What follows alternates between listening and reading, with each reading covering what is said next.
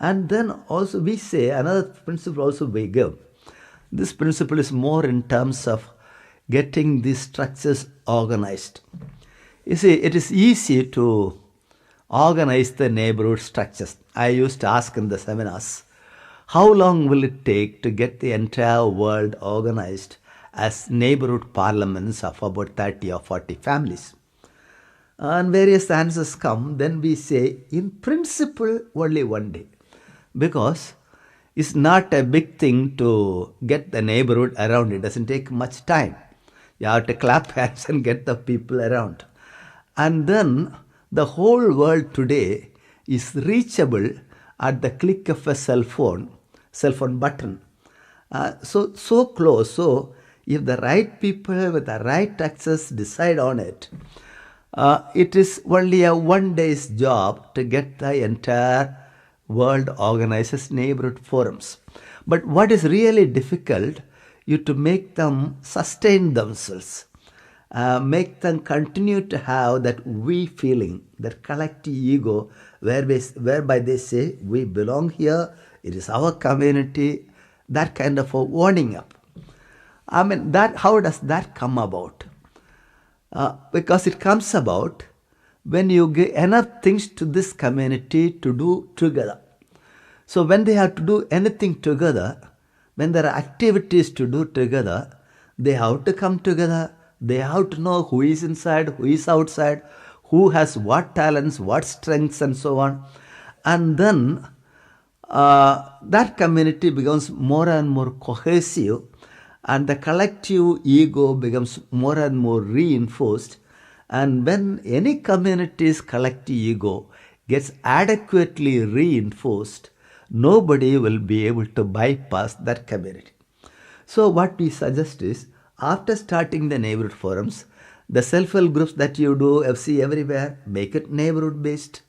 The credit activities, make it neighborhood based. And then marketing activities, make it neighborhood based. Health insurance activities, make it neighborhood based. Whatever you do, try to have somebody in the neighborhood to be responsible for that. See that neighborhood is kept constantly reinforced through activity demands, and then they remain strong. And so this way, suppose we have a world where the whole,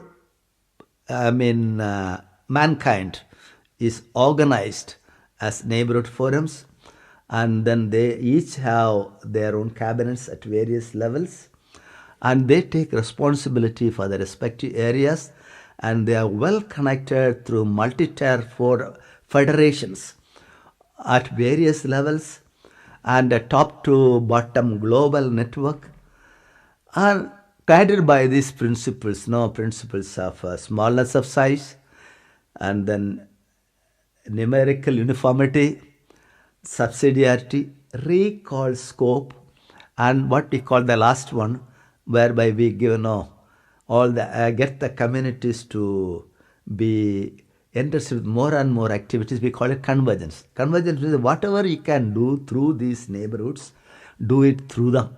Automatically the base will become stronger, and when the base is stronger, the entire building of democracy will remain stronger. And then we just circulated this dream, and we normally ask these people, suppose this really happens. And we tell them, whenever a dream is presented, some people have the sickness. They think about the difficulties first.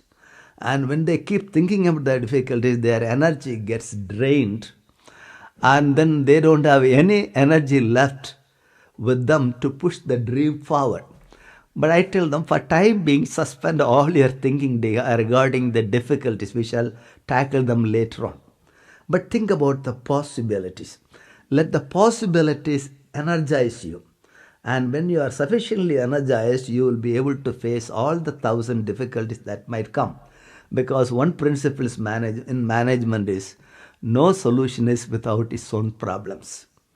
And so we'll have to see how to face the problems, but we should be convinced of the dream, absorbed by the dream. And then when we asked these people, what would be the world like? Suppose this comes about. And then they bring with a long list of answers. I mean, I think of whatever evil you think the world is facing today, they say it will not exist. Corruption, wars, divisions, domination, they say will not exist. And whatever ideal you can think about for the new world, like equality, fraternity, justice, and everything, they say it will be realized. And then what will be that world like? They will say it will be like a paradise on earth. Some say it is a kingdom of God and various things. And so a better world is possible, and the solution is to give people an ongoing voice through this neighborhood-based multi-tier federation of talking forums or parliaments. So when we circulated this dream around through the internet, some people wrote back to ask me, have you heard about sociocracy? They asked. Till then we did not hear about that. We had to go hunting for that. But we found to our joy this more or less a similar dream. They have 4 principles in sociocracy, main principles. First one is principle of small circles. Because this cannot work in a bigger forum, because bigger forum is more or less what they call namke vast, a namesake forum only. And then, so they insist on small circles like. And then they say the small circles have to be linked through a process what they call double linking. That means 2 people must represent whatever community you are linked to at every forum. Like this, one forum to other if you have small circles. So that nothing is hidden like, and every voice is reflected in any relevant circles. And then third principle is what they call decision by consent. And this is against what we normally call democracy, which goes by what we say, the decision by majority. And then these people, sociocracy people would say, this democracy divides people, it is violent. Why violent? Because to keep being in the majority, you will have to work the whole time to keep suppressing the minority. That is a violent thing, that's not a human thing. And then, so they say this majority-minority thing is not a healthy thing. Then what to do? Consensus, they say that's not a very practical thing to do. Because everybody has his own, priorities, his own background thinking and his own options. And it will not be possible that we get everybody to have consensus on a choice. Then what could be the option?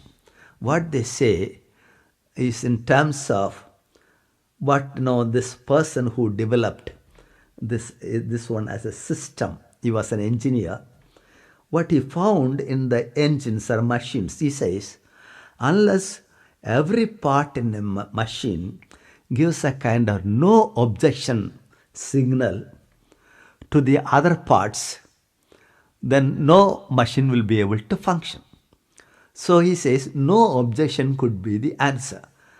He put it another way, another word that called consent. Consent is, it may not be my best choice, but I choose not to object to it. I give my consent to it because in the given situation, this is the only practical thing that is possible. So even if it is not my priority and preference, I say, okay, I give my consent, go ahead.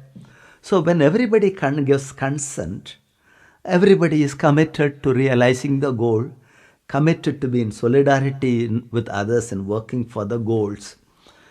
And then comes the next one, sociocratic elections. That's a very interesting thing, sociocratic elections. Because what you do, suppose you have to elect a prime minister in a neighborhood parliament, say for example. And then the election is conducted this way. The task is announced. So they say, we are going to choose a prime minister. Okay. Then they ask next question, what does this task involve to be a prime minister? What does it involve? And everybody has to give his or her opinion on what are the challenges involved, what are the roles and duties, what are the tasks, everything like that. And when everybody has finished speaking, the next question is asked. To shoulder this role, what type of a person do we need? And then everybody begins again sharing, saying he or she needs to have this and this attitudinal qualities, these and these competences, these and these experiences, these and these skills, and like that. Whatever they think the person should have, everybody speaks. Then the facilitator, what he does, he or she gives everybody a slip of paper and says, you put down your own name first. So everybody has to write one's own name. And then the facilitator says, underneath, you take 1 minute or so to think seriously, and then write the name of the person whom you would propose for this task. That task here being neighborhood prime minister. And then everybody writes. And then the slips are heaped under various names proposed. And the facilitator takes each slip and then asks each one, you so and so propose so and so, what are your reasons? And you so and so propose so and so, what are your reasons? So everybody has to give the reasonings behind their proposal. Then when everybody has spoken, and then the facilitator says, okay, first you thought so and so would be the best, individually thinking you thought so. But now you have listened to so many people's viewpoints, maybe you feel like changing your thinking. If so, you feel free to take your slip and put it for somebody else. But before you put for somebody else, you have to explain to the whole group why you are now changing. Because that will also guide others in making their decision. Then when everybody is given that chance, if they want to have, okay. And then the facilitator would say, it seems so and so is the person to be proposed. Anybody has any serious objection?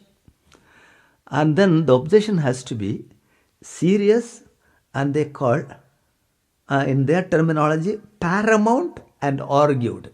There is serious objection given with reasonings. And then if it is given with reasonings, and if the reasoning points out to a serious objection, then even if one fellow objects, the whole group says there is a valid objection, then why not we consider somebody else? So this way, everybody tries to give a consent. And when and then if somebody is objected to, they look for somebody else. If there is no objection, the facilitator, come on, let us celebrate. We have a prime minister. And this process may appear a bit long, but what I have seen in experience was takes time only the first time. Later on, people get used to it. They do things very fast. And then also another thing I found, not only the people who get elected, but also the people who are not elected get some or other affirmed, most of them. Because even if they are not elected, somebody must have pointed out to a good quality in that person.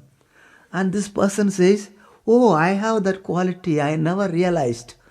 Oh, very good thing. So he comes out, with more confidence and more courage, with more celebration of his own personality, more affirmation. And this is a healthy thing. So if we really want to have a democracy that responds to people's needs, don't count on the present day big-sized basic constituencies, but work for a network, multi-tier federation of small-sized forums.